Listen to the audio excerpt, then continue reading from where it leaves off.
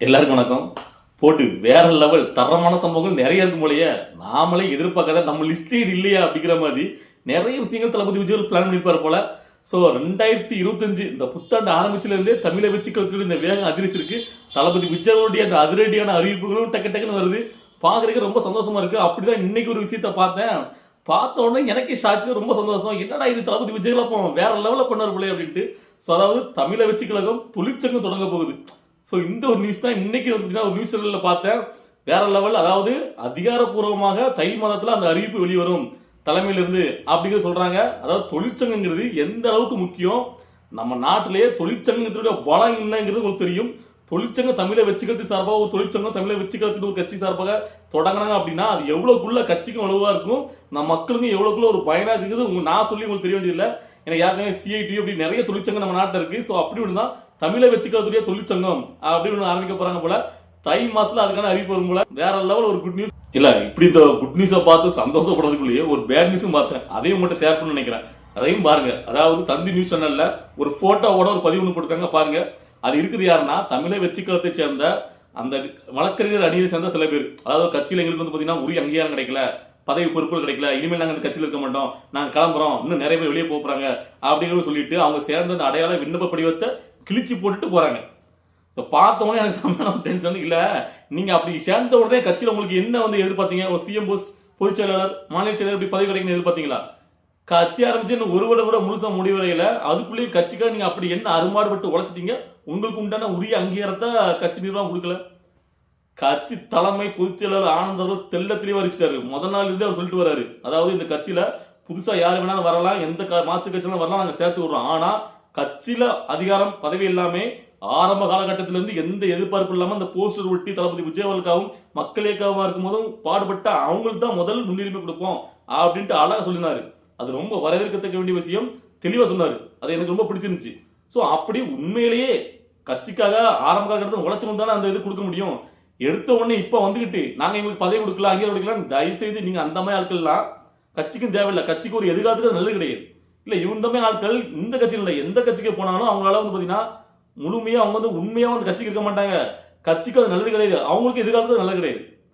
இல்ல நீங்க உண்மையிலேயே ஒருவேளை சப்போஸ் அவங்க எதிர்பார்க்க நீங்க உண்மையிலே கட்சிக்காக ரொம்ப நாள் இருந்து உழைச்சிக்கிருந்தா கூட தலைமை ஒரு முடிவெடுக்கும் போது கொஞ்சம் அதை அனுசரிச்சு கட்டுப்பட்டு தான் போயாகணும்.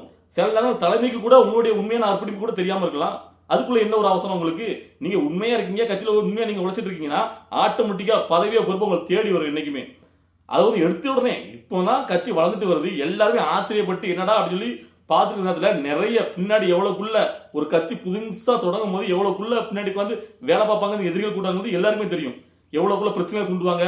நீங்க யார் பேச்சை கேட்டு ஆடுறீங்க, உங்களுக்கு பின்னாடி எத்தனை பேருக்கு வந்து வேணும்னே கட்சிக்குள்ள ஆழ்த்தறைக்கு என்னென்ன மாதிரி குழப்பங்களை பண்ணுவாங்க எல்லாருக்குமே எல்லாத்துக்கும் தெரியும். ஸோ அப்படிங்கிற சமயத்துல கொஞ்சம் பொறுப்போட உண்மையில தளபதி விஜயோடைய அரசியல் எனக்கு பிடிச்சிருக்கு, அவர் கட்சியில நான் சேரணும் அப்படின்னா அந்த புரிதலோட இருக்கணும் கொஞ்சமாவது. அதுவும் எடுத்த உடனே எங்களுக்கு பதவி கிடைக்கல, பொறுப்பு கிடைக்கலன்னா இல்ல அப்போ உங்களுக்கு உண்மையிலே வந்து பாத்தீங்கன்னா கட்சியில சேர்ந்து பயணிக்கணும். தளபதி விஜய் அவர்களுக்கு அது புதுசாக ஒரு கட்சி இயக்கமா ஆரம்பிச்சு வரும்போது அதுல நம்ம இருக்குங்கிற ஆசைலாம் கிடையாது. உங்களுக்கு எடுத்தோட ஒரு பதவி பொறுப்பு. ஏன்னா கேட்டீங்கன்னா இந்த மாதிரி ஆட்கள் எந்த இடத்தோட வராங்கன்னா மற்ற கட்சிகள் பெரிய பெரிய கட்சிகள் இருக்கலாம், அங்கெல்லாம் போனவங்க எடுத்த உடனே பதவி பொறுப்பும் கிடைக்காது. அவங்களுக்கு கூட தொழில் இருக்கு. புதுசா ஒரு கட்சியா தளபதி ஆரம்பிக்காரு. புது கட்சியா நமக்கு போன உடனே பதவியில் பொறுப்பு கொடுப்பாங்க. நம்ம அதை வச்சு ஊர்ல வந்து பாத்தீங்கன்னா அப்படி சீன் போடலாம், படம் காட்டலாம். நம்ம அப்படி எண்ணத்தோட வருவாங்க நினைக்கிறேன். அது ரொம்ப ரொம்ப தவறான ஒரு விஷயம்.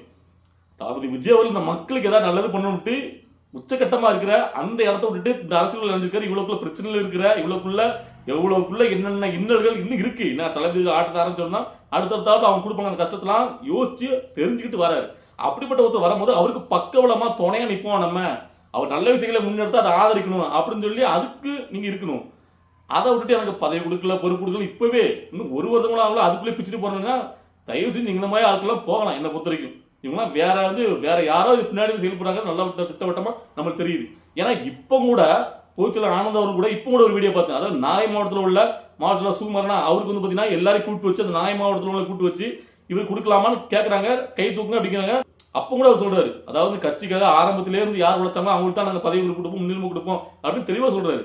இது எத்தனை கட்சிகள் இப்படி சொல்லுவாங்க சொல்லுங்க பார்ப்போம். இப்ப கூட எத்தனை கட்சிகள் நம்ம பார்த்துட்டு இருக்கோம். 6 மாசத்துக்கு முன்னாடி வந்தாங்க, 8 மாசம் முன்னாடி இருந்தவங்க உடனே பதவி கொடுக்காங்க. அப்படி கிடையாது. ஆரம்ப காலகட்டத்தில் வந்து உழைச்சவங்க தான் நாங்க பதவி கொடுப்போம்னு சொல்றது எவ்வளவு பெரிய விஷயம். அதுவும் ஒரு கட்சியா இருந்த புதுசு அப்படின்னு சொல்லும் போது ஸோ அந்த மாதிரி விஷயங்களை பாராட்டி அப்படிப்பட்ட ஒரு கட்சியில் நம்ம இருக்கணும் அப்படின்னு நினைக்கிறது எண்ணங்கள் இல்லாமல் இப்படி வந்து பார்த்தீங்கன்னா எங்களுக்கு உடனே எங்களுக்கு அது கிடைக்கல இது கிடைக்கலன்னா, அதாவது நான் கூட யாருக்குமே சொல்லியிருப்பேன், ஒவ்வொரு மாவட்டத்திலும் இந்த பிரச்சனைகள் சில பிரச்சனைகள் இருக்கு, பதவி பொறுப்புகள் பிரச்சனைகள் வருது, அதாவது பரவாயில்ல, அவங்களாவது நிறைய பேர் இருப்பாங்க. நான் தளபதி உஜ்ஜாவலை பொறுத்த வரைக்கும் அவருக்கு பிடிச்சவங்க ஏகப்பட்ட பேர் இருக்காங்களா, ரசிகர் மஞ்சமா இருக்கும்போதே நிறைய பேர் இருந்திருப்பாங்க. ஸோ இப்போ மற்ற கட்சிகள்லாம் ஒரு மாவட்டம் ஒரு ஊர்ல போயிட்டு ஆட்கள் திரட்டணும் கட்சிகள்னா கஷ்டம். நான் தளபதி உஜ்ஜாவுக்கு அப்படி கிடையாது. ஒரு ஊர்ல போனாலே எக்கச்சக்கமா இருப்பாங்களா, அப்ப அவங்களே 2-3 பிரிவா இருப்பாங்கல்ல, அதுல நாம வந்து பொறுப்பு வேணும், நாம வந்து பொறுப்பு வேணும்னு சொல்லி ஆசைப்படுவாங்க தளபதி. அது வந்து ஒரு ஆசை, அது வந்து தவறு கிடையாது. அதுல கூட நம்ம சொல்லியிருப்பேன், இப்போ தூத்துக்குடி மாவட்டத்துல வந்து இடையில ஒரு சின்ன இஷ்யூ வந்துச்சு, அப்படி ஒவ்வொரு மட்டும் அதெல்லாம் தலைமையை கூப்பிட்டு வச்சு நாங்க இவருக்கு இந்த பதவி இவருக்கு கீழே கட்டுப்பட்டு செயல்படுங்க அப்படின்னு அவங்க கூப்பிட்டு வச்சு யார் கொடுக்கணுமோ அதை அவங்களுக்குள்ளேயே மீட்டிங் நடத்தி பேசி புரிய வச்சு அந்த பதவி பொறுப்பு வழங்குவாங்க. ஸோ அது ஒரு நல்ல விஷயம். ஸோ அதை கூட நம்ம வந்து பார்த்தீங்கன்னா அந்த ஒரு போட்டி வரது கூட நம்ம வந்து ஏற்றுக்கலாம், புதுசாக கட்சி ஆரம்பிக்கணும் இதில் வரும் அப்படின்ட்டு. அதையுமே தலைமைக்கு கட்டுப்பட்டு சரிப்பட்டு அதுக்கு நீங்கள் கட்டுப்பட்டு நடக்கணும், ஓகேவா? ஆனால் எனக்கு இந்த விஷயத்தில் ஏன் வந்து ரொம்ப கோவம் வந்துச்சு, ஏன் பிடிக்கலன்னு கேட்டிங்கன்னா, உங்களுக்கு ஒரு அங்கீகாரம் கிடைக்கல நீங்க நினைக்கிறீங்க, சரி ஓகே, அதை தலைமைக்கு எடுத்துடலாம், கொண்டு போகலாம், இல்ல வந்து முறையிடலாம், அதெல்லாம் தவறு கிடையாது.